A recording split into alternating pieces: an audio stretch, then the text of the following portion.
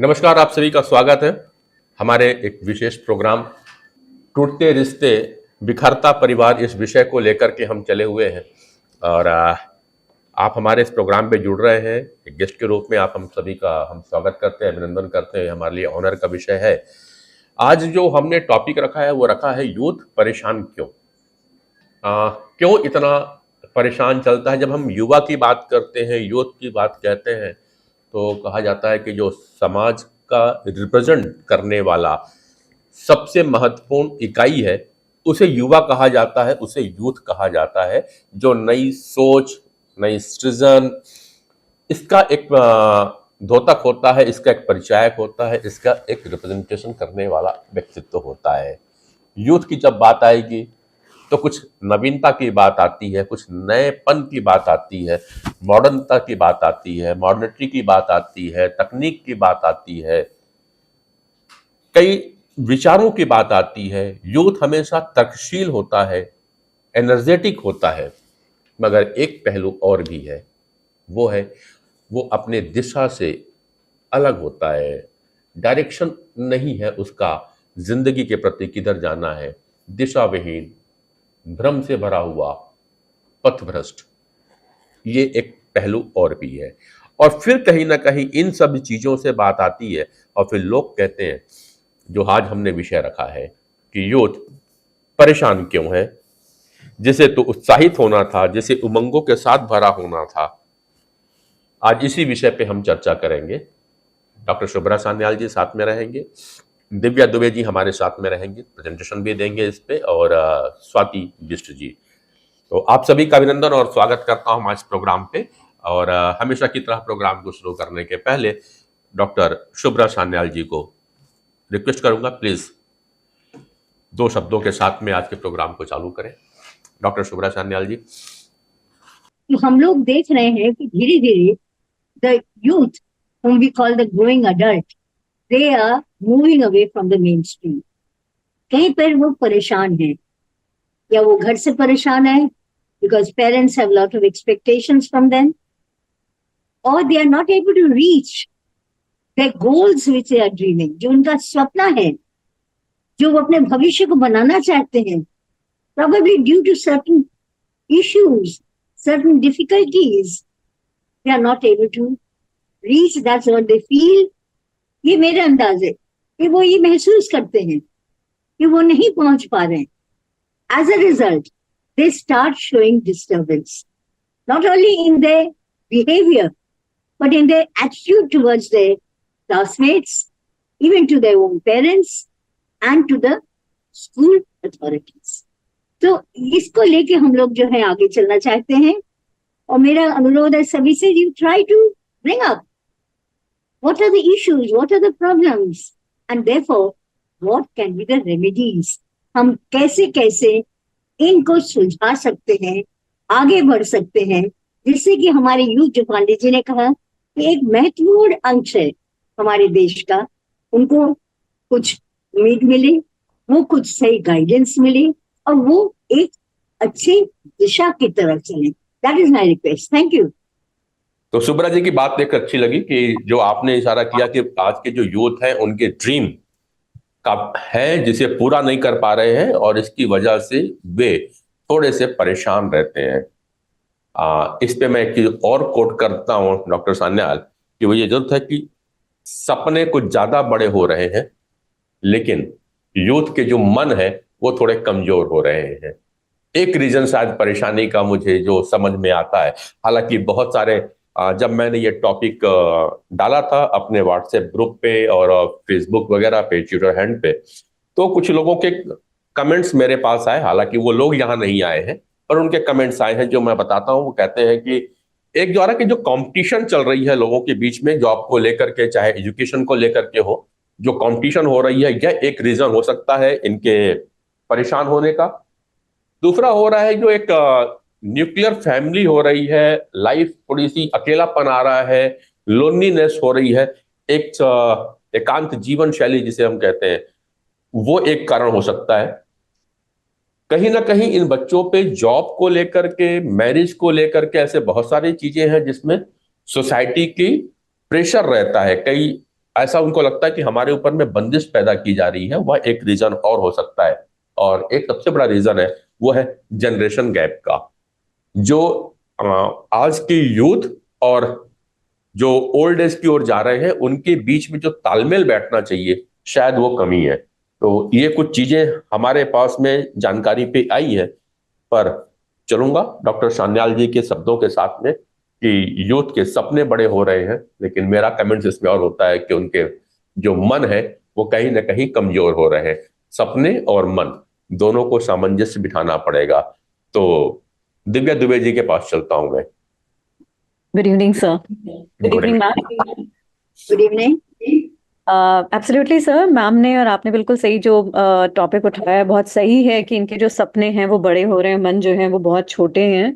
और इसमें ये बहुत सही है कि बच्चे जो हैं वो इस समय अकेलेपन की तरफ, लोनलीनेस की तरफ बहुत ज़्यादा जा रहे हैं, because of the nuclear families are developing and family dynamics. मैं कहूँगी कि आजकल पेरेंटल कन्फ्लिक्ट्स बहुत ज़्यादा हो रहे हैं, डिवोर्सेस के केसेस बहुत ज़्यादा आपको देखने को मिल रहे हैं, सेपरेशंस बहुत ज़्यादा हो रहे हैं, जिसकी वजह से इंस्टेबिलिटी और इमोशनल डिस्ट्रेस हो रहा है, जो असर बच्चों पे पड़ रहा है। और पेरेंट्स के बीच में, because both the parents are working, दोनों बाहर जाते हैं, काम करते हैं, और इसकी वजह से बच्चे जो हैं या तो वो क्रेशे में रहते हैं या तो फिर वो घर पे हैं तो वो अकेले हैं, और वो ज्यादातर टाइम अपने मोबाइल में, सोशल मीडिया इस पे एक्टिव रहते हैं। सर, तो मैं कह रही थी सर, लैक ऑफ कम्युनिकेशन एक बहुत बड़ा कारण भी है कि पुअर कम्युनिकेशन, एक डायडिक जो कम्युनिकेशन होता है, जो टू वे कम्युनिकेशन है बच्चों से पेरेंट्स के बीच में, पेरेंट्स से बच्चों के बीच में, वो आजकल बहुत ज्यादा मतलब उतना प्रॉपर नहीं हो पा रहा है। और जिसकी वजह से बच्चे जो हैं वो इमोशनल निग्लेक्ट में जाते हैं कि बच्चे अगर पेरेंट्स से बात करना चाहते हैं, उनको शाम तक वेट करना पड़ता है, या मे बी क्योंकि आजकल ऑफिसेज में भी इतना मोबाइल का यूसेज कम हो गया है कि पेरेंट्स मोबाइल भी यूज नहीं कर सकते, इतना ज्यादा रेस्ट्रिक्शंस होते हैं, कैमराज आर एवरीवेयर। तो बच्चे बात नहीं कर पा रहे, उनको होल्ड ऑन करना पड़ता है, इमोशनल डिस्ट्रेस है, कोई बात कहनी है, ये सारी चीजें होती हैं। और यूथ जो इस समय फील कर रहा है वो सपोर्टेड फील नहीं कर रहे हैं, बहुत ज्यादा मिसअंडरस्टूड, बहुत ज्यादा वो अपने आप को फील करते हैं। और पेरेंट्स का जो एब्सेंस है वो कहीं ना कहीं आप अगर देखें कि वो साइबर की तरफ, साइबर बुलिंग की तरफ आप देख लें, क्योंकि वो उस टाइम वो सोशल मीडिया पे एक्टिव रहते हैं, वो फ्रेंड्स बनाने की कोशिश करते हैं कि उनको इमोशनल सपोर्ट मिल जाए, कोई उनकी बात सुन पाए। तो अकेलापन, लोनलीनेस ये बहुत ज्यादा बढ़ रही है बिकॉज ऑफ फैमिली डायनेमिक्स। तो फैमिली डायनेमिक्स एक बहुत बड़ा कारण भी है सर। और प्रॉपर गाइडेंस एंड सपोर्ट नहीं मिल पा रहा पेरेंट्स का। और क्योंकि हम न्यूक्लियर फैमिलीज हैं, हमारे जो आंट्स हैं, अंकल्स हैं, ग्रैंड पेरेंट्स हैं, वो हमारे साथ नहीं रहते। पहले कि अगर आप फैमिलीज में देखिए तो बच्चे अपने ग्रैंड पेरेंट्स से बहुत सारी चीजें शेयर कर लेते थे, बहुत सारी चीजें, एक रोल मॉडल उनके आगे डेवलप हो पाता था, जो कि आजकल सर पॉसिबल नहीं हो पा रहा है इन सब चीजों की वजह से, न्यूक्लियर फैमिलीज हैं। तो family dynamic is one of the factor sir, जो बहुत इंपॉर्टेंट है। जी बिल्कुल। दिव्या जी, आपने जो बातें कही, फैमिली डायनेमिक्स बहुत जरूरी है। और जिस तरह से हम लोनलीनेस पे जा रहे हैं, कहीं ना कहीं जो हम अपने बुजुर्गों से कटे हैं और न्यूक्लियर फैमिली की ओर गए हैं, वह एक मेन कारण हो सकता है। लेकिन एक गौर और करने की बात है जो मैं समझता हूं, ये हुई है कि 1995 से 2000 के बाद ये थोड़ा सा ज्यादा चेंजेस देखने को मिले हैं। क्योंकि 2000 के बाद का ही एक दौर था जिसमें मोबाइल आया, इंटरनेट इजिली अवेलेबल होने लगा, कैफे खुले नेट के, और 1 घंटे बैठने के साथ उस समय 20 रुपए कुछ लगते थे। उसी समय सोशल मीडिया ने एंट्री चालू की, और आर्कुट जैसी चीजें आई थी जिसपे लोगों ने धीरे धीरे आना चालू किया। इसी दौर को हम देखते हैं तो और पाते हैं, आप साइकोलॉजिस्ट हैं तो थोड़ा सा आप मुझे और इस पे हेल्प कर पाएंगे। यही एक दौर था जिसमें सक्सेस रेट जो था वो धीरे धीरे कम होने लगा है। और जो मैं समझा हूं, जितना मैं कि ये एक रीजन था कि जिसमें यूथ में पेशेंस कम आने लगा है, और धीरे धीरे ये चीज जो है वो आगे बढ़ने लगी है। यूथ आज रिस्पॉन्ड कम करता है और रिएक्ट ज्यादा करता है। तो थोड़ा सा अब चर्चा आपसे इस ओर पे करेंगे, फिर मैडम बिस्ट के पास चलूंगा।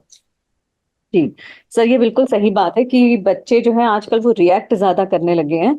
और हर चीज में, क्योंकि इम्पल्सिविटी बहुत हाई हो रही है, क्योंकि उन्हें पता ही नहीं, डायरेक्शन लेस हो रहे हैं, उन्हें पता ही नहीं कि किस डायरेक्शन पे हमें जाना है, क्या किससे बात करनी, क्योंकि उनके पास कोई रोल मॉडल नहीं है। पहले क्या होता था, हमें पता होता था हम कोई परेशान है या हम कोई बात डिस्कस करना चाहते हैं इमोशनल डिस्ट्रेस में, हमें पता होता था हमें किसके पास जाना है। पेरेंट्स के पास भी हमारे को होता था मम्मी से बात शेयर करनी है या पापा से शेयर करनी है या अपने ग्रैंड पेरेंट्स से शेयर करनी है। अभी वो चीजें खत्म हो गई हैं सर। तो अपने फ्रेंड से अगर आप शेयर कर रहे हैं तो फ्रेंड आपको क्या गाइडेंस दे रहा है वो भी बहुत मायने रखता है। हो सकता है कि बच्चा वो भी मानना शुरू कर ले।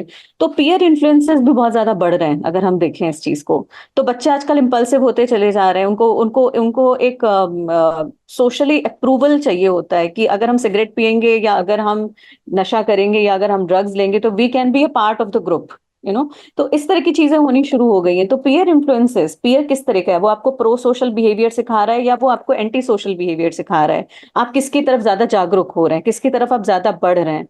तो सर ये इम्पल्सिविटी भी बहुत हाई होने का ये भी एक कारण है कि एक तो यूथ में हार्मोनल चेंजेस, दूसरा है फैमिली डायनेमिक्स, तीसरा है पीयर इन्फ्लुएंसेस। तो ये कुछ ऐसे कारण हैं सर जो बच्चे को इस समय रिएक्ट, वो मतलब कहते हैं वो एक साइंटिस्ट हैं जिन्होंने कहा है कि ये एक ऐसा पीरियड होता है, यंग एडल्ट्स या एडोलेसेंस या ऐसे पीरियड होते हैं जिसको कहते हैं स्टॉर्म एंड स्ट्रेस। ये इस समय स्ट्रेस में बहुत ज्यादा होते हैं, हार्मोनल फ्लक्चुएशंस हो रहे हैं आपके। और दूसरी चीज है कि आपको डायरेक्शन नहीं समझ में आता बिकॉज ऑफ हार्मोनल चेंजेस और इम्पल्सिविटी हाई है। तो सर ये कुछ कारण है मुझे लगता है कि, और पीयर इन्फ्लुएंसेस, कि आपको लगता है कि दोस्त वो सिगरेट पी रहा है तो मैं भी अगर सिगरेट पीऊंगा तो मैं इस सोशल पार्ट का, ग्रुप का हिस्सा हो सकता हूँ। तो ये भी एक चीजें होती हैं। राइट, अपने आप को एक इम्पोर्टेंस दिखाने की एक आदत रहती है, क्योंकि हार्मोन्स में चेंजेस होते हैं और बहुत सारे हार्मोन जो जब एक्टिवेट होते हैं तो आपको कुछ एम्पावर होने का भी एक मन में बातें आती हैं जो एक इस ओर ले जाने की प्रयास करती है। का आपका कहना जरूर है इस पे, ठीक है, यहां तक बात तो है। लेकिन रिजल्ट ओरिएंटेड है यूथ। स्ट्रेस का रीजन ये भी एक होता है कि अगर रिजल्ट ओरिएंटेड होंगे, और अभी का जो यूथ है उसके पास में, जैसा मैंने पहले कहा, वो पेशेंस कम है, मगर रिजल्ट ओरिएंटेड वो ज्यादा हो गया। उसे हर चीज का रिजल्ट फर्स्ट चाहिए। वो हम आप देख भी रहे हैं जब सोशल मीडिया की बात होती है, तो जहां पे हम सोशल मीडिया में 1997 की बात करूं, तब से लेकर 2005 तक की अगर मैं बात करता हूं, तो उस समय तक हम वेट किया करते थे कि अगर किसी को सोशल मीडिया में कुछ रिस्पॉन्स दिया है या कुछ हमने लिख के भेजा है तो उसका एटलीस्ट हम 12 आवर्स 24 आवर्स तक का वेट करते थे, क्योंकि हम जल्दी सेकंड डे ही कैफे पे जाया करते थे और उसके बाद उनके जवाब। लेकिन अभी तो ऐसा हो गया है कि अगर हमने किसी को मैसेज किया है व्हाट्सएप पे और उसका विद इन अ मिनट जवाब नहीं आता है तो हम कॉल करने पहुंच जाते हैं, ये नहीं सोचते कहीं वो बिजी भी होगा।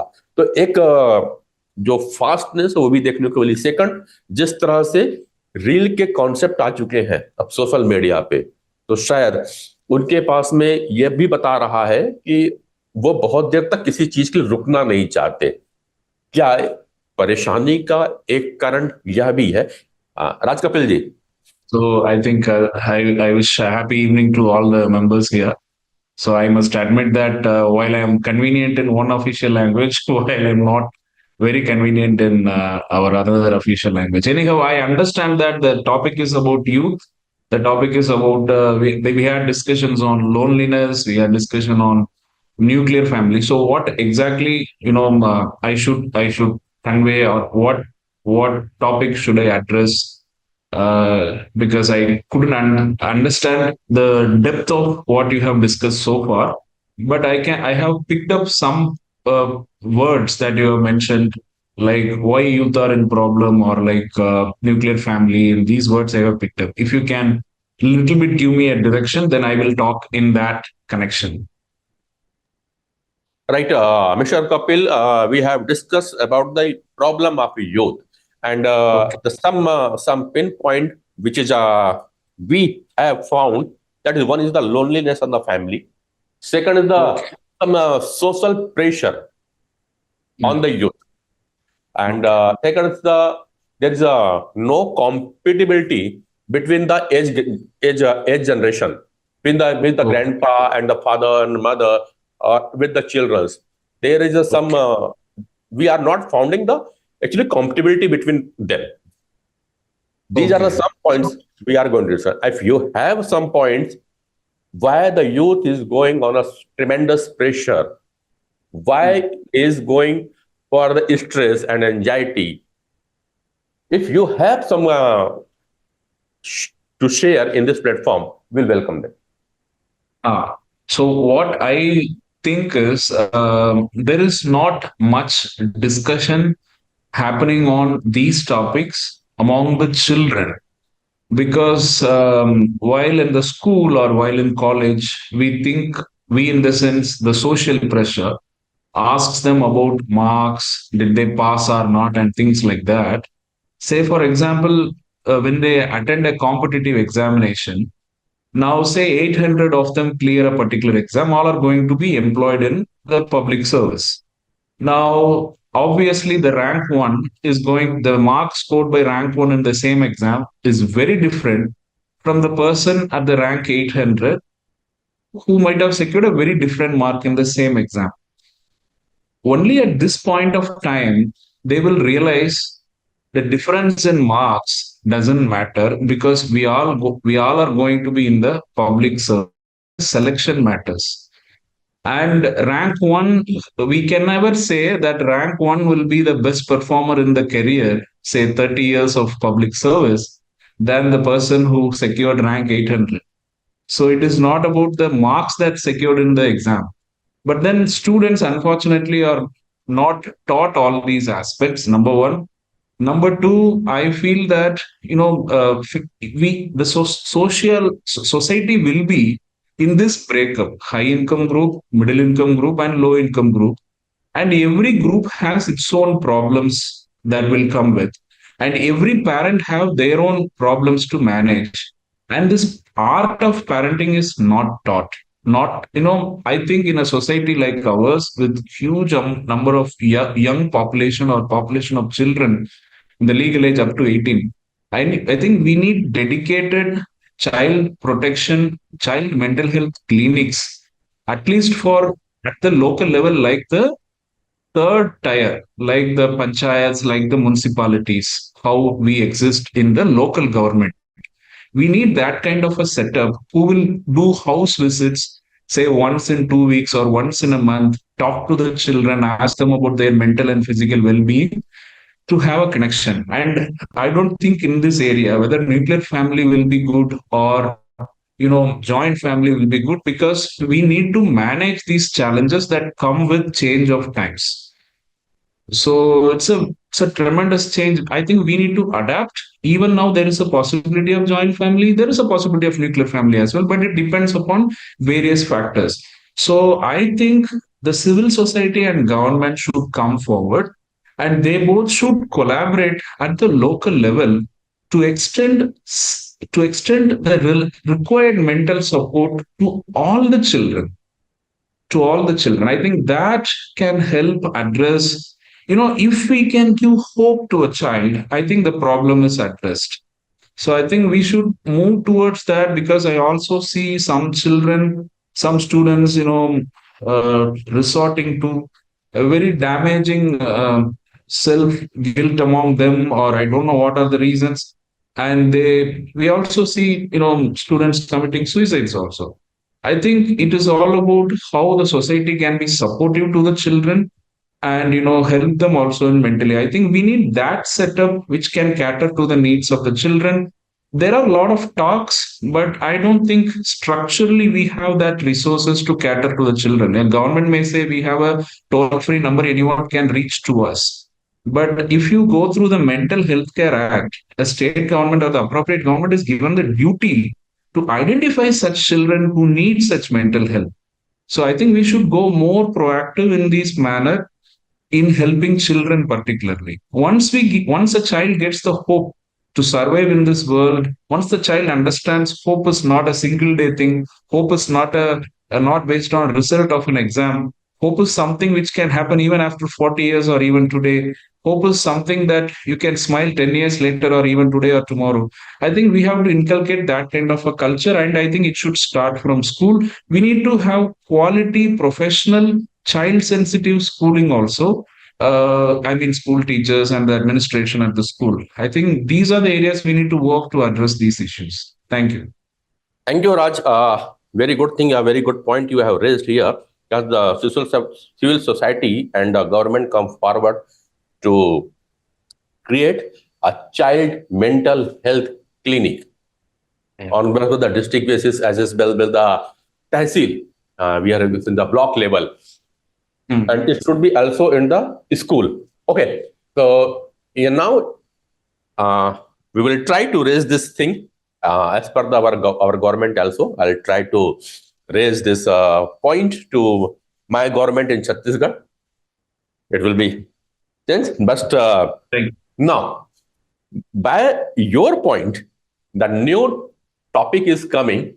No, this is not topic because it's the current topic, which is very much viral and very much discussing in the platform of the social media as well as mainstream media. That is the NEET scam. Okay, scam has happened or not happened. This is the issue, the second issue. What the student and what the child will do if such activities had happened in the society or by the government officers when some paper leak and etc. had happened. Re-examination will conduct after this program. What is the child is going and even the students are going with a tremendous mental pressure on this time. While the psychologists are very rare in the society, psychiatric could not help them. How can the students and the parents will come over with this problem? The question is posed to me, right? Yeah, definitely. Question is to you. So I assume, school education should give students, any student who, that is why I said we should look deep into schooling, because if the school and the school teachers are focusing on rote learning, for any student who comes to a competitive exam, a qualifier exam, a NEET-like exam, or a NET-like exam, is a challenge because of the rote learning method. But if schools equip children with the real education, if today the exam did not, I'm not justifying anything here, but if today the exam is cancelled, it is cancelled for all the aspirants. The same exam will happen, say, 2 months later or once the problem is rectified. One need not worry about, if one has the real knowledge with reference to the particular exam, a particular candidate need not worry about giving the exam once again, because even after giving the exam, you are going to do the required task. Say, for example, a competitive exam, there is a paper leak. And obviously, the exam has to be, in some cases, the exam will be cancelled. Now, I am an eligible candidate. I need not worry, because even if the similar exam happen next time, I will qualify. But this happens only if the exam is cancelled. But what if the paper leak is not addressed properly? And some say out of 100 selection, 30 selection is illegal. And 30 students are at the problem. That is where the government has to ensure necessary action is taken. Government has to promise that whether this exam should be cancelled or whether the government needs to identify that 30 people and fill the next round of 30 persons from the who righteously attended the exam. I remember SSC CGL exam 2017. SSC asked the CBI to conduct investigation into the exam. The exam was not cancelled. The matter went to Supreme Court. Supreme Court said very clearly, if you are not identifying the people who indulged in corrupt practices, then we will cancel the exam. So I believe SSC then removed those candidates and gave the list of students who did not involve in corrupt practices and who came up in the ranking also. Then call letters were issued in April 2019 for the exam happened in SSC CGL 2017. So, it involves responsibility from every side. In the lack of psychologists, in the lack of psychiatrists, we are in a democracy. And I think when things like this happen, we should ensure that the government is held accountable. And and the government should also ensure that such mistakes will not happen again. To some extent, we have seen that the new law to prevent corrupt practices in examination has also been notified, although at a later date. I think steps are being taken. I think the candidates. It's really a mental challenge, but then we should be resilient enough to come back again and to put the government into accountable. But the challenge here is tremendous. We often see some court orders in half mark. Somebody was denied half mark, saying A is the correct answer, but court says the other option is also correct. The candidate gets half mark and gets selected for the post. This also happens. So the government should, the exam conducting authority should be very much responsible enough, because it's a tremendous responsibility. But at the rare events, some exams get cancelled, some paper leak happens. I think it's not easily we can say something, but we have to be resilient enough to give exam at a later date if the exam is cancelled.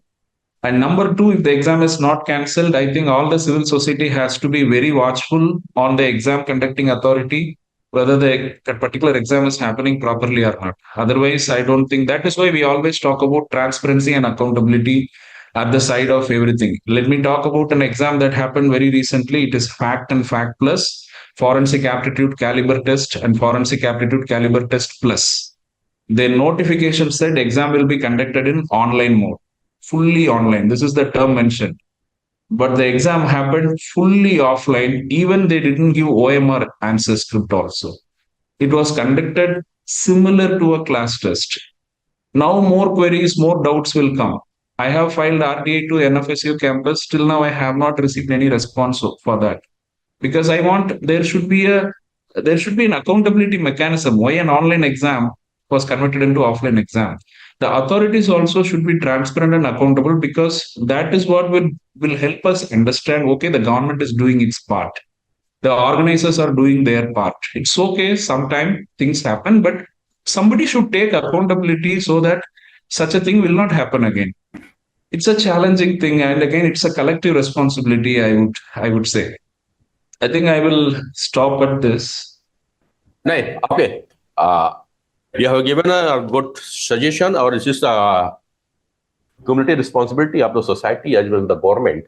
But we can do, and how can we help the students and the children we are here to talk with on this topic? Now, I request to join. Pandey ji, मैं थोड़ा आना चाहती हूँ राज के इसमें। मैं जो है राज के बात में मैं कहना चाहती हूँ, राज, you are a criminologist, please do not forget the human psyche. हर इंसान, every student, do not take a failure in the same quantum. Now this, take for example this NEET and the NET. Many a people have crossed and passed and were having high expectation. यहाँ पे राज, there is something called expectation and result.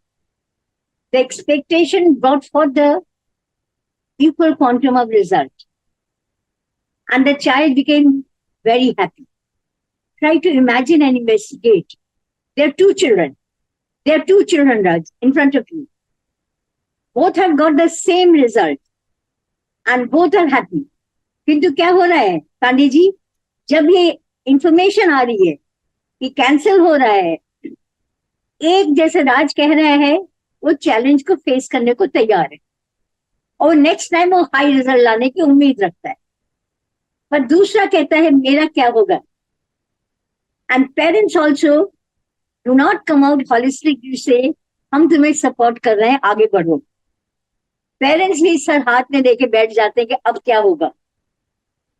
So there is, Pandey ji, एक theory है, frustration induces criminality. वो दिव्या भी जानती है, she has done a study. Yes, ma'am. आज जो बच्चों में वायलेंस है, लोगों के प्रति प्यार नहीं है, माता पिता को भी खत्म कर दे रहे हैं, खून कर दे रहे हैं, they are killing their own parents. It is because of frustration. So यहाँ पर भी राज, if you see the protest and you try to study the audience, all are not there. सब नहीं है वहां पे, जो है वो शायद पढ़े भी नहीं है, but they're taking advantage of the situation, and you see the violence on their face. ये मैं बताना चाहती एब्सोल्युटली क्यों? मैम, या एब्सोल्युटली, क्योंकि जो बच्चे एग्जाम के लिए प्रिपरेशन कर रहे हैं, लास्ट मोमेंट एग्जाम्स कैंसिल हो रहे हैं या इस तरह की चीजें हो रही हैं, and it has a very bad impact on the human psyche, especially for the parents, and parents frustrations are inducing criminality among young adults, क्योंकि जो यंग एडल्ट्स हैं वो अपने पेरेंट्स को देखते हैं कि हाँ घर में इस तरह की बातें हो रही हैं, साल बर्बाद हो जाएगा, या एज ओवर एज हो रहा है बच्चा, या इस तरह की हो सकता है वो उसका लास्ट अटेम्प्ट रहा हो, और हो सकता है वो 6 महीने बाद जो एग्जाम होने जा रहा हो उसके ऊपर वो एज बार वो क्रॉस कर जाए, या उसने जो साल भर की मेहनत की, क्योंकि हर पेरेंट अफोर्ड नहीं कर पाता एग्जाम, हर पेरेंट दोबारा से रीअपियर होने के लिए, क्योंकि अभी आपने देखा था एक न्यूज थी, एक लड़की है वो एग्जाम सेंटर पे लेट से पहुंची, और ये पीसीएस या कोई सिविल एग्जाम था, सिविल सर्विसेज एग्जाम था, और उसके पेरेंट्स जो हैं they got so frustrated at the exam centre, और वो गिर गए, दे गॉट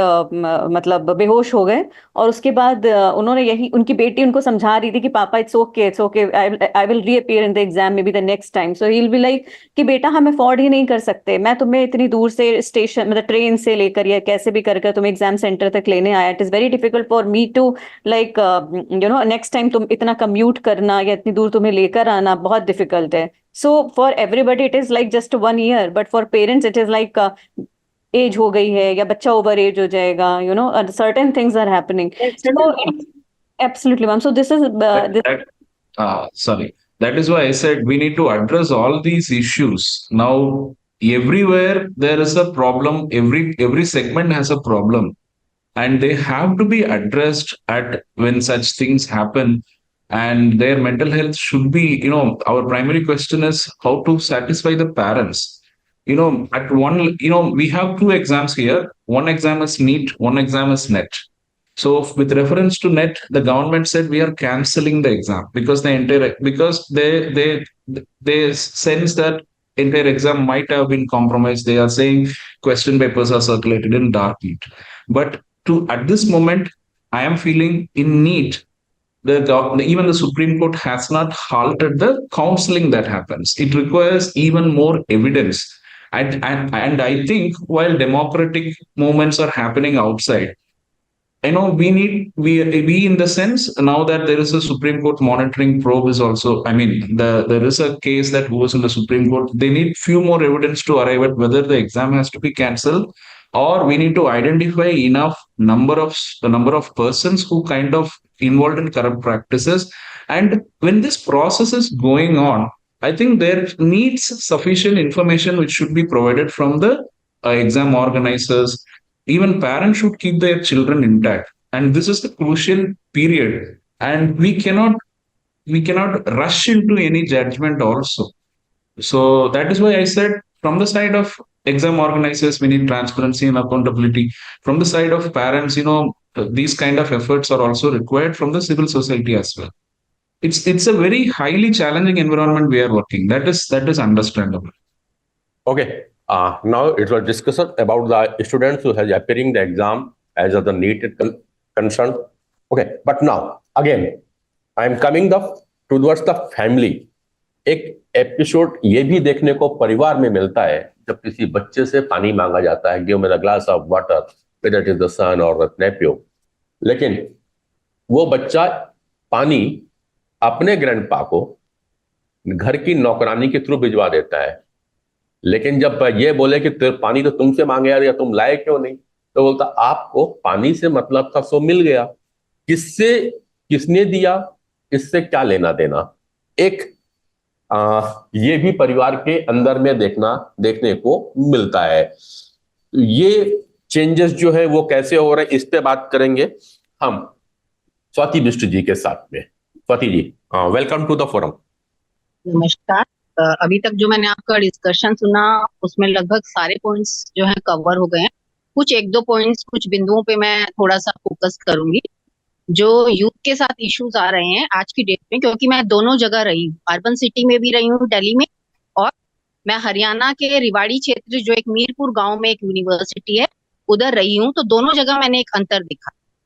आप देखेंगे जब मीरपुर यूनिवर्सिटी में, इंदिरा गांधी यूनिवर्सिटी में आप देखते हैं पीजी लेवल पे आपको कई स्टूडेंट ऐसे मिलेंगे जो मैरिड है। वो चीज आप जब दिल्ली यूनिवर्सिटी में जाते हैं या अर्बन सेंटर में जाते हैं आपको मैरिड नहीं मिलेगी। तो मेरा यहाँ पे जो पॉइंट है, फोकस जो मैं करना चाह रही हूँ, अभी तक हमने करियर करियर पे किया, लेकिन आप देखना आजकल जो लेट मैरिजेस हो रही हैं, कहीं ना कहीं जो है लेट मैरिजेस और ये लाइवलीहुड का इशू, करियर का इशू जो है, it brings lot of disturbance. मुझे लगता है ये वाले इश्यूज कई बार एड्रेस नहीं होते, और मैं ये इशू स्पेशली इसलिए एड्रेस कर रही हूँ क्योंकि यूनिवर्सिटी में मैं हर साल कोई ना कोई रिलेशनशिप से रिलेटेड सुसाइड अटेम्प्ट या सुसाइड देख रही हूँ लगातार। तो ये एक ऐसा इशू है जिस इस इशू पे ना यूनिवर्सिटी बात कर रही है, ना पेरेंट्स बात कर रहे हैं।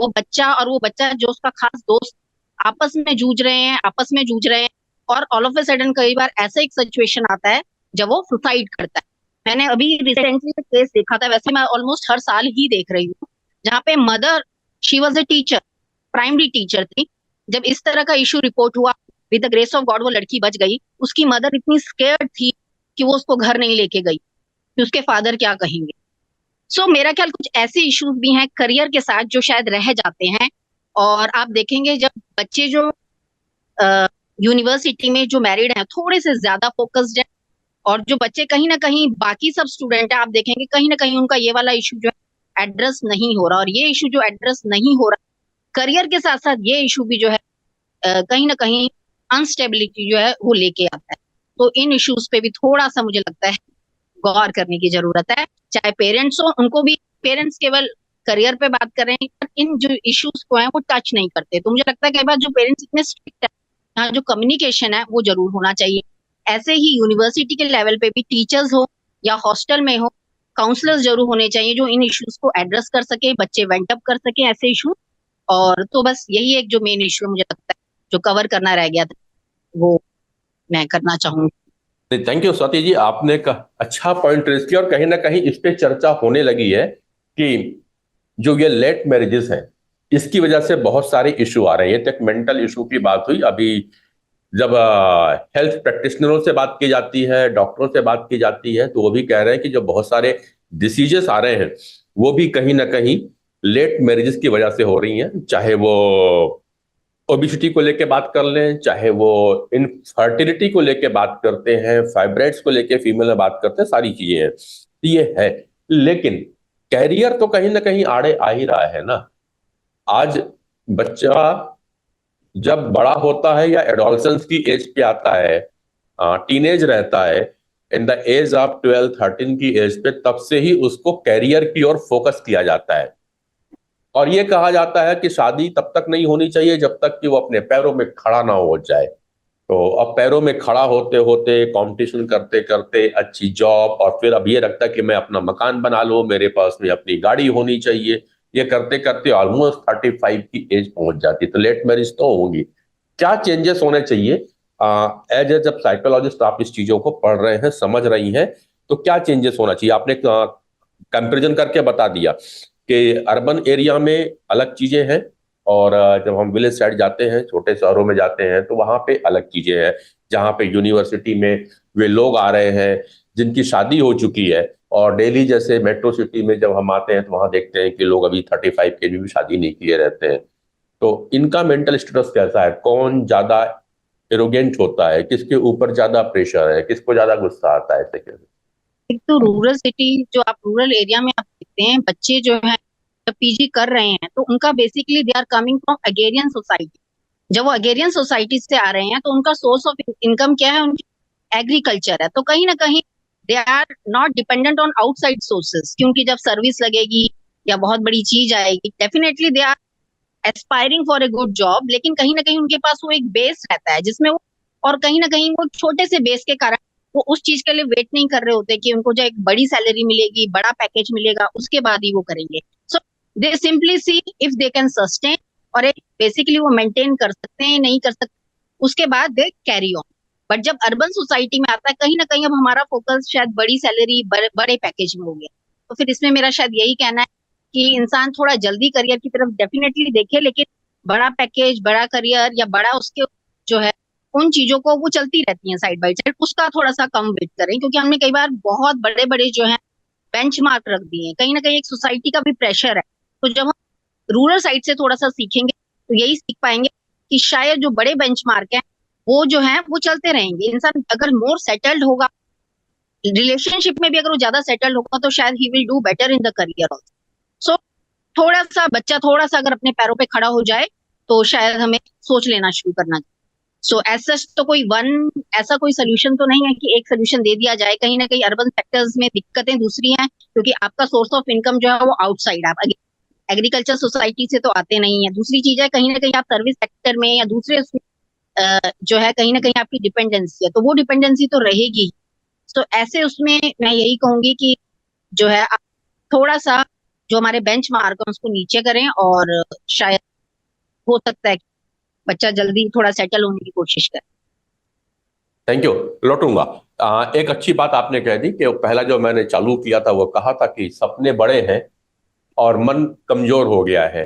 आपकी बातों से मुझे लगता है कि मन को बड़ा करना चाहिए और सपने को छोटा रखना चाहिए थोड़ा सा, क्योंकि जो गांव के लोग हैं वो थोड़ी थोड़ी सी में बातों में बड़े खुश हो जाते हैं और कहीं ना नहीं तो कहीं सपने तो देखिए बड़े देखने चाहिए, लेकिन समय हम टारगेट रखते हैं, लेकिन मुझे लगता है समय समय पे ठीक है, 1 साल हमने एक टारगेट रखा, 2 साल रखा, लेकिन हर साल हमें शायद रिव्यू करना चाहिए, दूसरे से कंसल्ट करें और वो थोड़ा सा जो है ना, जब अलग अलग लोगों से मिले, अलग अलग ग्रुप ऑफ पीपल, अलग अलग कल्चर के लोगों से मिले, कहीं ना कहीं हमारी गोल होते कौन सेट करता है, हमारी सोसाइटी करती है, हमारे आसपास के नेबरहुड करते हैं। तो अगर हम अलग तरीके के लोगों से अलग जो है, I think we need to learn from rural people need to learn from the urban people.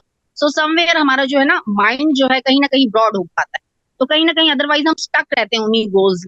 शायद साल 2 साल बाद हम चलिए review one कर the रहे one हैं question what your- one question from the forum, one question which is coming on my mind, that is, हम जो ये ड्रीम बना रहे हैं हम लोग किसको देख के तैयार करते हैं अपना dream? by dream is our own, created by our own, or it is influenced by the some peoples like our family, like our neighbor, like our some relative? I would say, dream is something, a mixture of everything, because and also it comes with sufficient exposure to all these aspects. When I was studying in my 10th standard, I was not exposed to, what is the civil service exam, what kind of service they will do. At that point of time, people think civil servants are, power holders. They are actually not power holders. They are indebted to serve the society because society pays tax money to provide salary to them. So it's all, mixture of everything. What is required is you should have enough exposure of what are the various things that one can achieve, what are the various posts that are available, what are your interests, what are your calling. So I did prepare for civil service exam, I did prepare for SSC CGL exam, I did give attempt to few bank exams due to the financial requirements and other. But I have understood what is my calling based on my experience. My calling is to become a faculty, which I understood very later. So it is not that, you fix a dream and that is everything. People have joined civil services, became Indian administrative servants or Indian police servants, and later went to pursue their own dream. They thought this is their dream, but things can change also with time. Many people who have studied MBBS have attempted civil services and have become public servants as in Indian administrative service cadre. So it is something we should be very hopeful. It's a mixture of everything. I would say, and I would also like to say, attending in this panel, I am reminded of all the examinations I have given, how things have went wrong. In my 10th standard, social science exam was question paper leaked, exam happened in another day. In the same 10th exam, I got 20 marks after retotaling. There was no re-evaluation, retotaling. I got 20 marks in retotaling. So my marks of one subject increased. The person corrected the paper properly. Instead of writing 90, the person wrote 70. I waited 1 month and then I went to state headquarters with a happy news that I got 20 marks extra. In +2, what happened? There was the provision of re-evaluation. I can get Xerox copy of my answer script. I got 3 answer script Xerox copies and I said, you have corrected wrongly here. And I got 4 marks in my +2 total. Then what happened? Then in life has always been, with some problems. SSC CGL again 2017. The result came in April 2019. Life has moved on. I couldn't take that position. because life has moved. A lot of time has passed by. In one exam, I have to go to High Court for the High Court to order this Tamil Nadu Public Service Commission to say this person is fit person to attend the interview. They rejected me mechanically, saying MA Criminology and Criminal Justice Administration is not equivalent to MA Criminology. So all these things we have faced, it's a tremendous turmoil. I approached State Human Rights Commission. They indirectly told, see, TNPSC is a constitutional body. We cannot do much. So I have to approach High Court. And seeing things here and again, such things do happen. It's a tremendous pain on the students and end candidates. I do understand. So as far as the question on dream is concerned, it's a mixture of several things. At times, sometimes I see some doctors performing very poor work. I feel I should become a doctor. So, but then, yeah, it is our own positives and negatives, our own calling, our own things which are we are best and curious at. One should think what we should become and where we will be more useful. As a teacher, I will be more useful, or I will be more useful as a civil servant. I feel as a teacher, I'm more useful. Yes. Thank you. Thank you, Mr. Raj. Welcome. Before going to Dr. Shobhra Sanyal ji, I would like if anybody in this platform would like to share something. और नहीं तो doctor शोभरा Sanyal की ओर मैं चलता हूँ. Dream के और कुछ लगभग कुछ बातें अभी तक जितने भी हमारे यहाँ स्पीकर थे उन्होंने क्लियर की, और मैंने कहीं ना कहीं बातें ये समझ में आई है कि ड्रीम कुछ ज्यादा बड़े, यानी ड्रीम का मेरा मतलब यहाँ पे उनकी अपेक्षाओं से है. वो जो चाहते हैं शायद वो बड़ा कर रहे हैं. कहीं ना कहीं बातें ये हो रही हैं कि वो जो अपना टारगेट सेट कर रहे हैं वो काफी बड़े टारगेट होते हैं जो कि इजीली अचीव नहीं होते हैं. एक बंदा अगर अपनी पढ़ाई कंप्लीट करता है, अपना क्वालिफिकेशन कंप्लीट करता है और वो जो सैलरी एक्सपेक्ट करता है उसको वो सैलरी नहीं मिल पाती तो उसे परेशानी होती है. निश्चित रूप से जो बातें अभी स्वाति जी ने यहाँ पे कहा कि लेट मैरिज का है, लेट मैरिज का भी रीजन कहीं ना कहीं ये आता है कि कैरियर ओरिएंटेड लोग हैं और वो कैरियर को अचीव करते कर जितना उनको चाहिए वो अचीव करते करते एक एज गुजर जाती है, और एज गुजरने के बाद जब उन्हें लगता है शादी का प्लान करते हैं, अपनी फैमिली के प्लान करते हैं, तो उन्हें लगता है कि यार बहुत लेट हो गया है, मेरे पास समय कहाँ बचा. जल्दी जल्दी उनको पैसे चाहिए, जल्दी बिल्डअप चाहिए, जल्दी से उनको घर बनाना है. बच्चे लगता है कि अब मेरी एज तो 35 प्लस हो गई है, मेरा बेटा जब स्कूल जाएगा तब तक मैं 40-45-42 साल का हो जाऊंगा. देन उसके बाद में अरे तो बाप रे समय ही नहीं बचा है, और एक ये फ्रस्ट्रेशन और एक टेंशन उनके दिमाग में आने लगती है. ये मैं अभी तक जो है वो समझ पाया हूं. तो डॉक्टर शुभ्रा जी के पास चलूंगा, फिर मैं वापस दिव्या जी आपके पास फिर पहुंचूंगा, क्योंकि आप भी कुछ शेयर करना अभी चाह रही हैं और आपके पॉइंट्स अभी बचे हुए हैं. डॉक्टर शुभ्रा जी. पांडे जी धन्यवाद. मैं जो है ध्यान से सुन रही हूँ. मैं जो है क्योंकि मेरी उम्र आप सबसे ज्यादा है, उम्मीदें जो है मैं बार बार घूम के वहीं पे आऊंगी. And there is a theory, expectation versus result. सुबह से उठ के पांडे जी, छोटी सी एक मैं एग्जांपल बोल रही हूँ. सुबह से उठ के जब आप उठते हैं, अगर बगल में आपका चश्मा आपको नहीं मिल रहा है, देन यू स्टार्ट स्क्रीमिंग, मेरा चश्मा कहाँ गया. Probably the chashma is lying close to you only, but you are shouting. That is the result. क्योंकि आपकी उम्मीद है कि चश्मा या जो भी मैं मांगू सुबह मुझे मिल जाए. और this is a small example. But what I am trying to convey in a larger way is, after all, आप चाहे स्वाति लेट मैरिज कहे या अर्ली मैरिज कहे, बात तो सही है. Late marriage is creating a lot of difference. But who is creating that expectation in the child कि तुम्हें जो है बड़े होके either you have to become an IAS or you have to become an engineer, you have to become a doctor. None other but the parents. And right from day one बच्चे को coaxing किया जाता है. मैं counselling नहीं कहूंगी, counselling होगा तो बहुत बड़ी बात हो जाती है. coaxing, forcing, instigating कि तुम्हें ये बनना है. क्योंकि बच्चा जो बनेगा पांडे जी, वहां से स्टेटस डिराइव करते हैं पेरेंट्स. मेरे 3 बच्चे ये बने, this is how they derive the status. मैं क्यों कह रही हूँ, मैं इसका बाकायदा पोस्टमार्टम कर रही हूँ कि एक्सपेक्टेशन जो है बच्चे के अंदर जब डालेंगे वो बच्चा वो उम्मीद लेके जाएगा। अब जैसे राज कह रहा है कि after later time a person decides to leave the job and go, he is frustrated with the job, he didn't want to become a doctor, but because parents coerced him he joined as a doctor. ये जो frustration आ रहा है, it is because जो गोल लेके वो चल रहे हैं वो सामने नहीं आ रहा है।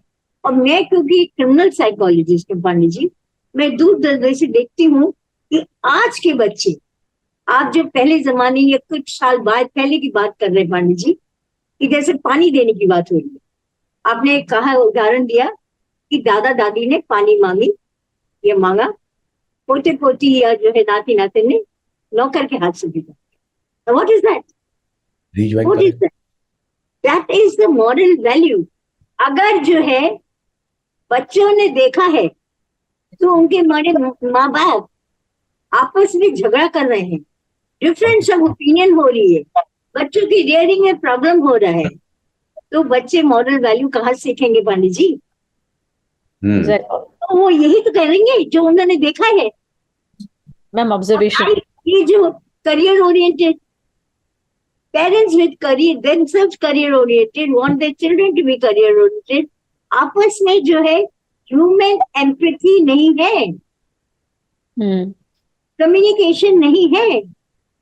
पेरेंट, आप नेक्स्ट चैनल में पांडे जी पेरेंट्स को बुलाइए एंड पेरेंटल रियरिंग के बारे में बात करिए, because that is the first segment of the society.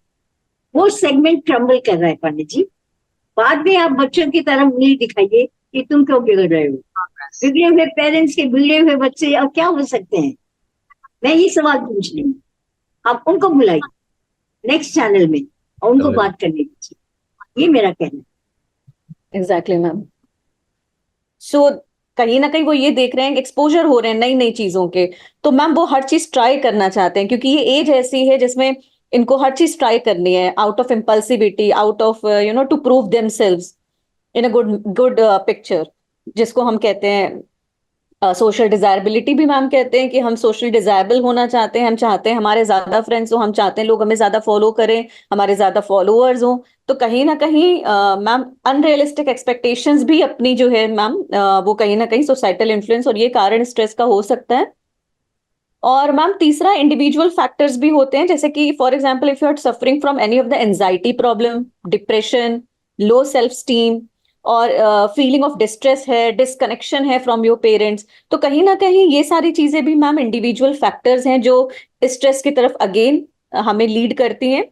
और identity struggle, who am I ma'am, this is your concept, आपने मुझे कई बार इस चीज पे वो किया है, who am I. So navigating basically personal identity, sexual orientation क्या है मेरा, मेरे फ्यूचर एस्पिरेशंस कौन है, without adequate support can be challenging ma'am. So कहीं ना कहीं ये सारी चीजें कि हमें यही नहीं पता हम कौन है, हम क्या बनना चाहते हैं, पेरेंट्स कुछ चाहते हैं, हम कुछ चाहते हैं बनना। और मैम आजकल जो सेक्सुअल ओरिएंटेशन है ये भी एक ऐसा बहुत लीस्ट डिस्कस्ड टॉपिक है जो डिस्कस नहीं किया जाता, and it is again a cause of stress among youths. जो कहीं ना कहीं वो शेयर नहीं कर पाते या बता नहीं पाते, इस तरह की चीजें। और मैम अगेन अगर हम इमोशनल इंटेलिजेंस पे आए, जो कि अनटच्ड टॉपिक रहता है बहुत ज्यादा whenever we are talking about the stress among adolescent, तो इमोशनल इंटेलिजेंस क्या होता है? इमोशनल इंटेलिजेंस बेसिकली होता है it is the ability to understand one's and others emotion, to manage emotion and to empathise with others. So basically अगर हमारी emotional intelligence high होती है, तो ऐसा मानते हैं, ऐसा रिसर्चर्स कहती हैं, ऐसा साइंटिस्ट कहते हैं, so it plays a very crucial role. So basically अगर हम सेल्फ अवेयरनेस की बात करें, हम मैम आपने एम्पैथी की बात की थी, स्वाति मैम ने एम्पैथी की बात की थी, और हमने हैंडलिंग रिलेशनशिप की बात करते, which are the domains of emotional intelligence, self awareness, empathy, handling relationship, managing emotion. तो मैम ये सारी चीजों पे ध्यान देना स्कूल्स में बहुत इंपॉर्टेंट है, प्रॉपर असेसमेंट्स होने चाहिए। इन असेसमेंट्स के बेस पे हमारा पूरा इंटरवेंशन प्लान होना चाहिए स्टूडेंट्स के लिए, whether they are lacking in a self awareness zone, in handling relationship zone और इन मैनेजिंग इमोशन जोन। तो ये चीजें बहुत इंपॉर्टेंट है ताकि हम ये देख पाए कि बच्चे किस जोन में लैग कर रहे हैं, वो इमोशन नहीं मैनेज कर पा रहे या वो फुली डेवलप्ड ही नहीं है, सेल्फ अवेयर ही नहीं है अपनी चीजों को लेके, उनके अंदर इंसाइट्स ही नहीं है। तो हम उनको क्राइम या क्रिमिनल टेंडेंसीज या प्रोपेंसिटी टुवर्ड्स क्राइम या propensity towards anti social behaviour और डेविएंट बिहेवियर, हम उनको कहीं ना कहीं रोक सकते हैं। तो मैम ये चीज हो सकती है कि जिसमें हम 3 Ds की बात करते हैं, जिसमें हम एक डिसेंसी की बात करते हैं, एक डेविएंसी की बात करते हैं और एक डेलिंक्वेंसी की बात करते हैं। तो अगर हम डिसेंसी पे रोक पाएंगे या डेविएंसी पे उनको रोक पाएंगे, असेस कर पाएंगे, प्रॉपर टाइमली इंटरवेंशन प्लान कर पाएंगे, चाहे वो इंटरवेंशन स्टूडेंट्स के साथ हो या फैमिली के साथ। और मुझे ऐसा लगता है ma'am, it is the family who needs an intervention on the first go, क्योंकि बच्चा तो वही सीख रहा है ना जो फैमिली से वो ऑब्जर्व कर रहा है। That is the role model there. Yes ma'am. और again ma'am, the second thing is positive life orientation. अगर हम इमोशनल इंटेलिजेंस को प्रॉपर एसेस करके प्रॉपर इंटरवेंशन देके उसको ठीक कर पाएंगे, तो हम उनका पॉजिटिव लाइफ ओरिएंटेशन जो है, लाइफ ओरिएंटेशन पॉजिटिव कर सकते हैं।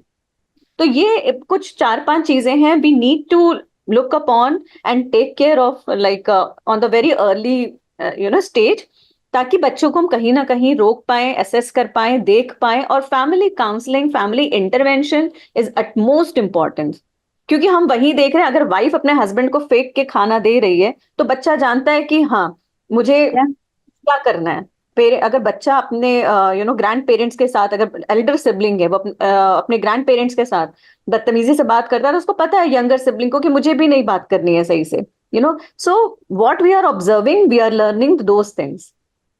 तो बेसिकली ऑब्जर्वेशन से आ रहा है सर। तो ये कुछ चीजें हैं, ये कुछ पॉइंट्स हैं जो मैं रेज करना चाह रही थी यहाँ पे, और मुझे लगता है कि ये सारी चीजें हैं क्यूमुलेटिव होके कहीं ना कहीं स्ट्रेस का एक कारण है। Right, thank you Divya ji. और आपके बात से मुझे 1974 1975 का कुछ गाने याद आ गए। When I was in class 5th और 6th प्रोबेबली, फिल्म आई थी, एक फिल्म का नाम फिर भूल जा रहा हूँ, बहुत कम मूवी देखता हूँ, और गाना जरूर सुना था। क्लास के बाजू से बजता था, वहां एक प्रोग्राम चलता था, गाना हुआ करता था, मैं 17 बरस का तू 16 बरस की। और उसी के समय में गाना और बना था from the heroine from on that role, she from somewhere south Tamil Nadu, and the hero was from some Punjab. 16 बरस की बाली उम्र को सलाम। ये दोनों गाने को जिक्र मैं यहाँ पे इसलिए कर रहा हूँ क्योंकि ये जो उम्र होती है, जो अभी आप बात कर रहे थे, उसी पे आता हूँ, और साइकोलॉजी पॉइंट से इसको समझना बहुत जरूरी है। शायद मैं समझता हूँ कि मैक्सिमम जो पेरेंट्स हैं हमारे इंडियन कल्चर में, वो इस एज को समझ ही नहीं पाते, जबकि वो इस एज से गुजरे होते हैं। 16, 15, 14 की जो उम्र है और 18 की जो उम्र है, ये टीनेज की उम्र होती है। हार्मोनल चेंजेस काफी होते रहते हैं, physically as well as mentally, दोनों साइड में काफी कुछ कॉन्फ्लिक्ट चलता रहता है। उन्हें बहुत सारा चेंजेस दिखता है, बदलाव दिखता रहता है, और यही बदलाव पहली बार एहसास कराता है इन द एज ऑफ 13-14 में। हालांकि अभी बच्चे जल्दी बड़े हो रहे हैं ड्यू टू सोशल मीडिया, लेकिन 13-14 की एज जब मैं वो गाना सुनता था तो मुझे समझ में नहीं आता कि ये गा क्या रहा और क्या कहना चाहता है। 16 बरस का तो 17 का, बट उस समय समझ में नहीं आया। बायोलॉजी में जब पढ़ने लगे तब हमें समझ में आने लगा। रीजन कहना ये चाहता हूं कि मैक्सिमम जो परेशानी बच्चों के पास में है वो ये होती है कि यही एज आती है जिस समय उन्हें कैरियर चुनना होता है, पेरेंट्स का दबाव उनके पीछे होता है, सोसाइटी के दबाव उनके पीछे होता है। लेकिन जब उनके फिजिकली कुछ चेंजेस होते हैं, अपोजिट सेक्स की ओर उनका अट्रैक्शन बढ़ता है, वो बहुत कुछ जानने की कोशिश करता है और वो डिस्कस नहीं कर पाता, किसी से बात नहीं कर पाता। इधर प्रेशर पढ़ाई का भी रहता है, तो पढ़ने में मन ज्यादा लगता नहीं है कई लोगों का, क्योंकि उसको उधर की जिज्ञासा भी आती है और दोनों जिज्ञासाओं को कोई क्लेरिफाई नहीं कर पाता है। शायद क्या एक रीजन ये हो सकता है कि बच्चे जो है वो ज्यादा फ्रस्ट्रेट हो रहे हैं, ज्यादा एरोगेंट हो जाते हैं, ज्यादा नशे की ओर जा रहे हैं? एक रीजन। मेरा प्रश्न है ये, anybody can share in the platform.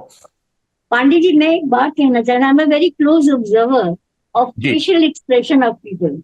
मैं बहुत क्लोज जानता है, I am so all know that I am the first criminal psychologist आप एड्रेस करते हैं in India. I am a close observer. मैं जो है ये जो मोर्चा देखती हूँ, प्रोटेस्ट देखती हूँ ऑफ यंग यूथ, मैं उनके मुंह के ऊपर एक्सप्रेशन भी देखती हूँ। You know Raj, a person who is frustrated at this moment will not be standing in the morcha, in the protest. He'll be sitting at home and weeping or groaning. Those people who want to, who enjoy violence, want to create violence, who are attention seekers, who have not played any role where the exams are concerned, who are induced by the politicians to come out, are those who are having placards and standing. Have a look at their face. But actually, those who are frustrated, the students of today, they're sitting somewhere and must be wiping their tears.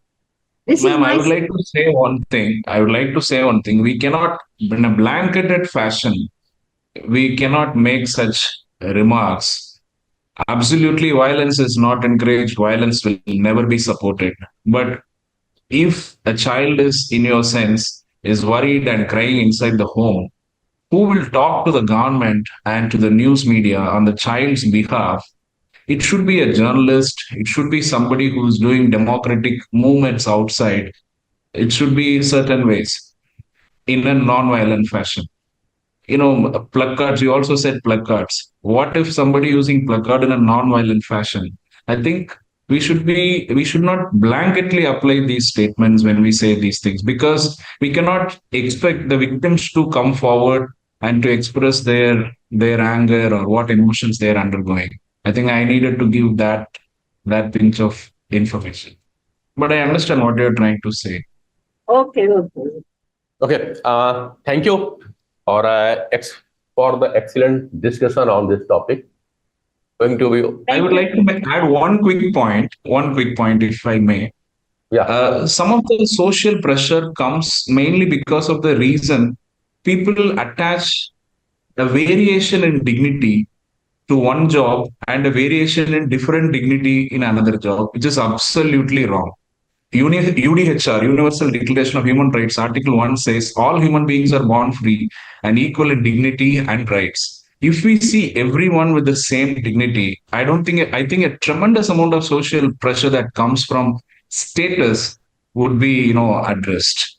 I think that is one area socially we have to work, the social psychology in avoiding such social pressure. Yeah. Today जितनी भी बातें हुई हैं, इनका एक suggestion और एक चीजें निकल के ये आ रही है। पहला बात जो कि राज जी ने बोली, वो ये कहते हैं कि सिविल सोसाइटी और गवर्नमेंट को कम फॉरवर्ड आना होगा। हम मेंटल हेल्थ के ऊपर पे ज्यादा बात करें, specially for the child mental health के ऊपर में हमें डिस्कस करना चाहिए, कि specially for the district level as well as the block level in the whole country, ताकि हम इससे बाहर आए। प्रॉब्लम यही है कि अभी जितनी भी प्रॉब्लम्स होती हैं ये स्कूल में होती हैं, लेकिन किसी भी स्कूल पे कोई भी साइकोलॉजिस्ट या काउंसलर नहीं होता है कि जाके वहां पे हैंडल कर सके। कुछ महीने पहले mister Raj, I was with our some police officers, they are planning for a programme नशा मुक्ति, और उनका इशू था, तो मैंने रेज किया था कि what I found in the specially for the नशा, जो भी लोग ड्रग्स एडिक्ट हैं या they are swinging the tobacco और स्मोकिंग और drinking something, they are starting in the age of 12 to 14 in the school, when they are just touching the middle school or going with for the higher secondary school. They are indulging with this activity because of the some habit or eagerness. Preliminarily, they started with the eagerness, then it goes to the habit and then converted into addiction. So, for that, I think it is very necessary for the school level, some counseling points is required. तो child mental health का एक स्थान होना चाहिए एक school में भी, और कम से कम डिस्ट्रिक्ट प्लेसेस में एक जगह तो होनी चाहिए, इवन एक अगर हॉस्पिटल में भी हो तो बेहतर है। दूसरा, जिसकी मैडम सान्याल भी बात करती रहती है बार बार, वो ये है हु एम आई। इसके ऊपर में बात करना बहुत जरूरी हो चुका है, और शायद सब कुछ पढ़ाई जाती है। घर में हम बच्चों को महंगा से महंगा मोबाइल लाके दे सकते हैं, लैपटॉप लाके देते हैं, उसकी सारी विश पूरी करते हैं, लेकिन हम कौन है इस पे कभी डिस्कस नहीं होता है।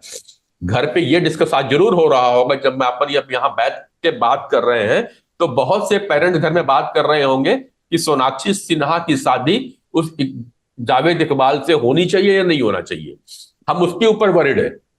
बट ये कोई वरिड नहीं है कि तुम क्या हो, तुम्हारी पर्सनालिटी क्या है, अपने आप को कैसे आप रिकॉग्नाइज कर सकते हो, अपने आप कैसे पहचान सकते हो, इस पे कोई बात नहीं होती है, ना ही कोई उस जगह पे जाना चाहता है। कुल मिलाकर के आज की बात मुझे समझ में आती है, पेरेंट्स को समझना होगा कि हमें मेटेरियलिज्म के साथ साथ में स्पिरिचुअलिटी को भी समझना होगा।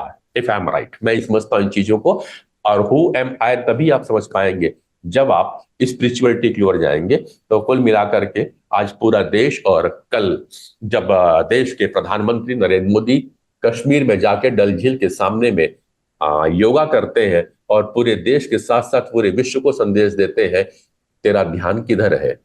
तो कुल मिलाकर के मैं भी यही कहूंगा कि स्टूडेंट्स, जितने भी बच्चे इस प्रोग्राम को देखेंगे, वो ये समझे तुम्हारा ध्यान किधर है।